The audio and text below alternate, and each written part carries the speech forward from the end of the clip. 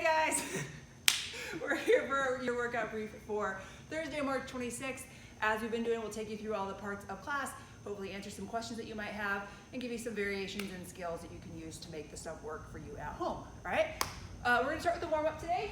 Today we're actually gonna have you begin the class with the bodyweight group circle. So look for that video in the warm-up section. Just get the blood flow and get the joints moving a little bit before we actually do our more cardio-oriented warm-up, all right? After that, then you'll begin your 7 rounds of 7 squat jumps, 7 push-ups, 14 mountain climbers, 14 sit-ups. It is a warm-up. Go at a warm-up pace. This is not meant to be a cardio metcon, all right? So just a reminder, those squat jumps, we're getting nice and low in that squat, driving out of the bottom, opening those hips, driving to the toes, all right?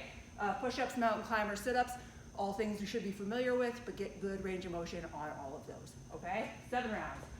Then you'll move on to the strength and technique portion, which is bent rows today. A lot of information on this page. Please make sure you read it because it does kind of give a good explanation of everything, but I'll try to do a little recap here. So, bent row, you're using a weight for this. Hopefully you maybe have a kettlebell or a dumbbell you can use. If not, grab your favorite jug of cleaner, your backpack, whatever you gotta use, all right?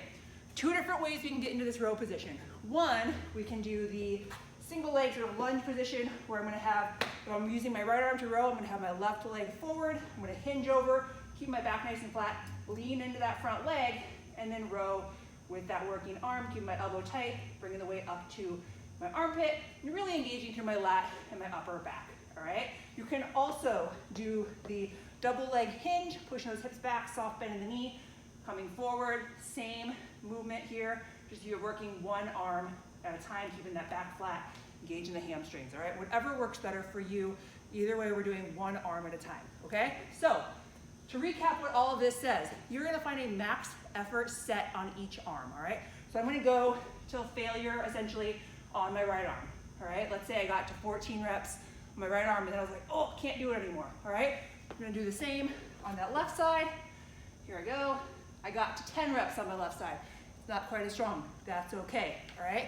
I'm gonna average my right and left. 14 plus 10, 24, divided by 2 is 12. Check that math for me, okay? After that, once you've found that average number, that's gonna be your X number, okay? Then you're gonna come to this here. I'm gonna do 4 sets of 1/2 of X. That means I'm gonna do 4 sets of 6, being half of 12 in our example, all right? So I'm gonna go back with my weight. I'm gonna do 6 reps on my right, pretend I just did 6. I'm gonna go to the left side and do my 6. Then take a little break. I'm gonna go through that 4 times, all right? Then I'm gonna move on to 3 sets at 3/4 of X, okay? That is 8, all right? Same thing, 8 on the right, 8 on the left, 3 times through. It's gonna be a lot of reps, it's gonna accumulate. We're working some strength here, all right? Lastly, 2 sets at 7/8 X. I think that's like, oh gosh, it's something a little over 10. We rounded to 10. You can round also. Pick a number that makes sense, okay? So we're doing 2 sets of 10 on each side. Hopefully that makes sense. There's an example here in Tribe. Read through it. If it doesn't make sense, let us know. We'll help you figure it out. This is not about math today. It's about strength, all right? Just make sure you're giving yourself adequate time to rest so you can maintain that form and work the appropriate muscle groups and not turning into, you know how much I love the heaving, kipping row, okay? I don't even know what that's for, but that's not what we're doing today, okay? Then we're gonna move on to our nice, long, 25-minute AMRAP of a workout today, okay? So, again, picking our weighted implement for the day. Let's grab the plate. Let's start with the plate, see how that goes, all right? We're gonna do some goblet lunges. So I'm just gonna hold that plate to my chest. We got 12 lunges, 10 Russian twists. I know you guys love those. Heels up if you can, twisting the shoulders, tapping on each side. Total of 10 times. Ooh, and then we have some object-facing burpees. All right, so that's sort of like a bar over burpee or whatever variation of that you wanna use.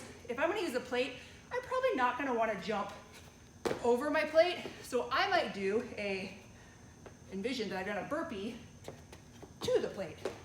Cool, all right? If you're doing a dumbbell, I could very easily burpee and jump over my dumbbell. Repeat, visualize, stay with me, okay. And then we have 6 thrusters. Again, I'm using this plate. I'm going to squat, press it up overhead. Squat, press it up overhead. 6 of those.